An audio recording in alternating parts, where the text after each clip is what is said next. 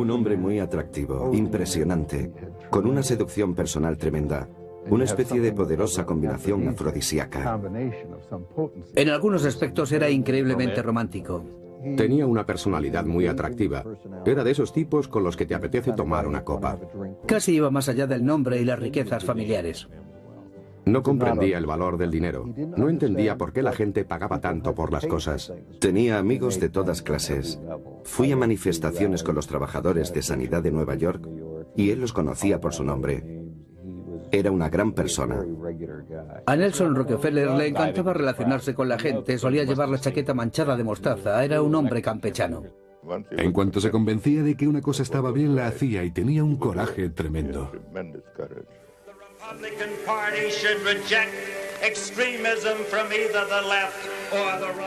Creo que era consciente de que nunca habría cumplido su sueño de ser el presidente de los Estados Unidos y eso tuvo que dolerle. Se le saltaban las lágrimas cuando tocaban la marcha presidencial. Su energía era contagiosa y a su vez él se contagiaba de la energía de los demás. Tratarle era una experiencia inolvidable, casi evangélica. Nació para ser líder.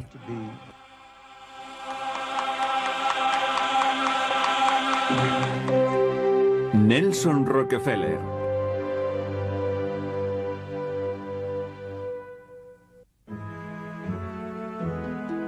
La enorme fortuna de los Rockefeller se inició a finales del siglo XIX, cuando John D. Rockefeller padre, hijo de un vendedor ambulante, fundó la Standard Oil.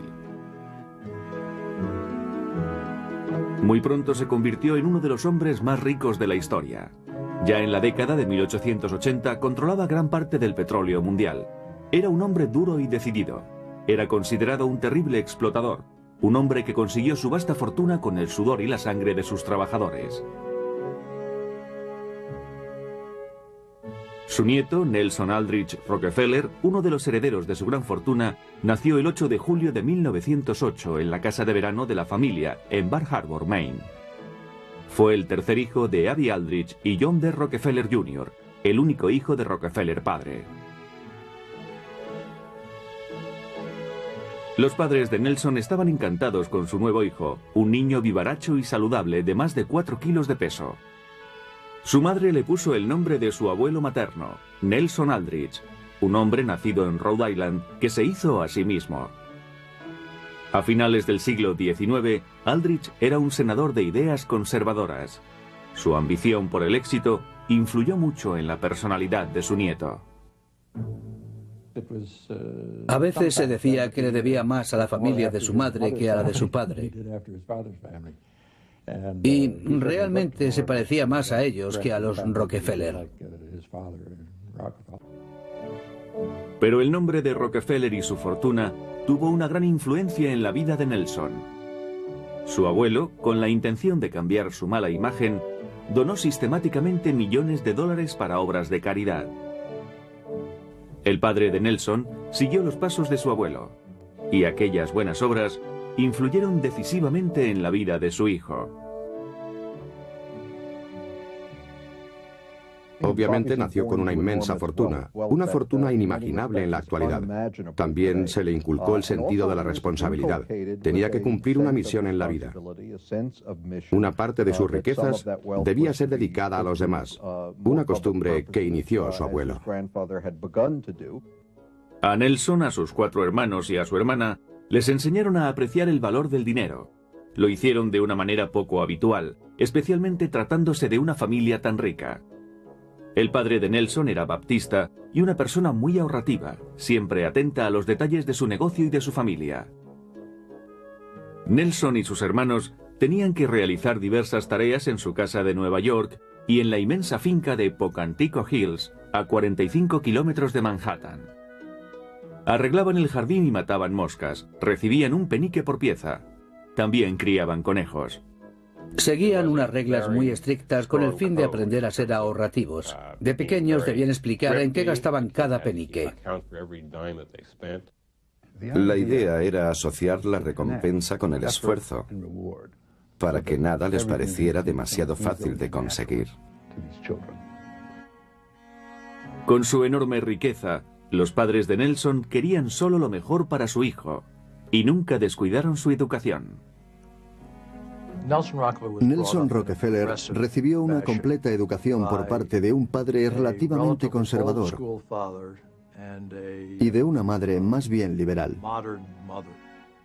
Sus padres sabían lo suficiente para ser conscientes de que un chico como él, que había nacido con todo a su alcance y rodeado de privilegios, no sabría valorar las cosas en su justa medida si no recibía una buena formación. De su asignación semanal de 30 céntimos, Nelson tenía que dar 10 para obras de caridad. Su padre le enseñó que el dinero debía ser ganado mediante el trabajo duro y que la mejor recompensa era utilizar ese dinero para ayudar a otros. De su madre aprendió a desenvolverse en el gran mundo. Abby Rockefeller le aficionó al arte. De ella recibió su gusto por la fastuosidad. Llevaba en los genes de los Aldrich su extroversión, su forma de vivir la vida. Cuando Nelson tenía 8 años, sus padres lo llevaron al Colegio Experimental Lincoln de Nueva York, que entonces estaba financiado por su padre. Como el colegio admitía alumnos de todas las clases sociales, Nelson pudo relacionarse con chicos de muy diferentes estratos. Le educaron para cultivar el libre pensamiento y le inculcaron la preocupación por las cuestiones sociales. Creo que aquello influyó en él toda su vida. Siempre estaba pensando y reflexionando. En 1916, el matrimonio Rockefeller tuvo a su 6º vástago. Nelson, con 8 años, tenía 4 hermanos y una hermana. Estaba repleto de energía y era muy travieso. Era un chico muy extrovertido. Le gustaba patinar y cometía todo tipo de travesuras. Siempre estaba gastando bromas a sus hermanos. Desde el principio fue muy apasionado, muy diferente al resto de la familia. Nelson era diferente. Entre otras cosas, era zurdo, y en los años 20 esto se consideraba un defecto que debía ser remediado con urgencia. Su padre le puso un elástico alrededor de la mano.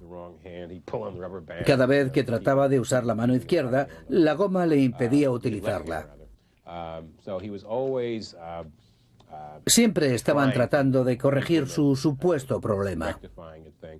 Para preocupación de sus padres, Nelson no iba bien en el colegio. Vivía su vida con gran entusiasmo, pero tenía problemas con el aprendizaje. Sin embargo, Nelson demostraba inteligencia, por lo que sus padres estaban algo desconcertados. En parte se debía a su apasionamiento, no atendía a disciplinas, no se sometía. Pero había algo más grave que la familia ignoraba.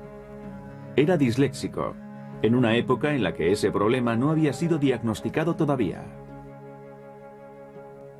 Sus padres y profesores creían que era lento de aprendizaje, tenía problemas al leer y confundía los números, por lo que se le daba mal la aritmética. No podía deletrear, no podía leer más que unas pocas páginas seguidas y no podía escribir muy bien.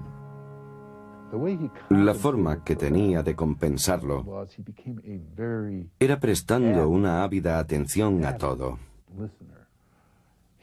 Absorbía información como una aspiradora.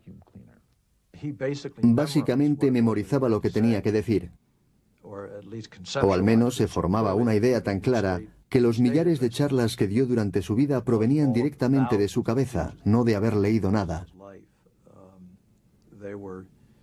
Con esto quiero decir que su problema de dislexia era considerable. Como no podía leer bien, Nelson pasó de los soportes habituales de expresión a otros más plásticos, un indicio temprano de su futura afición por el arte.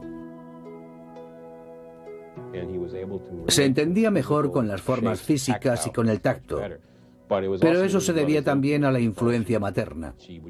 Su madre le llevaba a ver galerías de arte y lo pasaban muy bien juntos. Nelson aprendió muchas cosas sobre arte gracias a su madre, especialmente sobre arte moderno. A los 15 años se sacó el carné de conducir y a los 17 sus padres le regalaron un Ford deportivo que conducía por la finca familiar. Llevaba a sus hermanos al colegio en su nuevo coche. Al joven Nelson le encantaba ser el centro de atención y era incapaz de concentrarse en sus estudios. Le tenían que castigar con frecuencia. Más tarde empezó a esforzarse, pero era muy distraído. En sus primeros cursos tuvo un romance con una compañera. Aquello lo distrajo mucho. Presionado por sus padres, Nelson dejó de salir con la chica. Su familia creía que sin tanta distracción, sus notas mejorarían lo suficiente para que ingresara en Princeton, la universidad a la que querían que fuera. Ya en el último curso se dio cuenta de que tenía que empezar a tomarse en serio los estudios. Para disgusto de su padre, las notas de Nelson no mejoraron mucho. Era un estudiante mediocre, lo que impidió que entrara en la Universidad de Princeton, pero no a la de Dartmouth, una pequeña universidad de New Hampshire, apartada de la gran ciudad. Su padre era muy amigo del rector de aquella universidad. Sin embargo, Rockefeller padre creía que su hijo no se esforzaba lo suficiente, pero confiaba en que ahora, con 18 años, se tomaría sus estudios en serio. Nelson hizo eso y mucho más, como demostraría en los años siguientes. Después de terminar sus estudios en Lincoln, Nelson pasó 3 meses haciendo turismo por Europa. Cuando en 1926 ingresó en la Universidad de Dartmouth, lo hizo sin el menor interés. Los años 20 eran de bonanza. Nelson tenía 18 años, era bien parecido y rico, y su futuro estaba asegurado aunque no resuelto. En la universidad, Nelson mostró por primera vez sus dotes para la política. Sabía ganarse a los compañeros.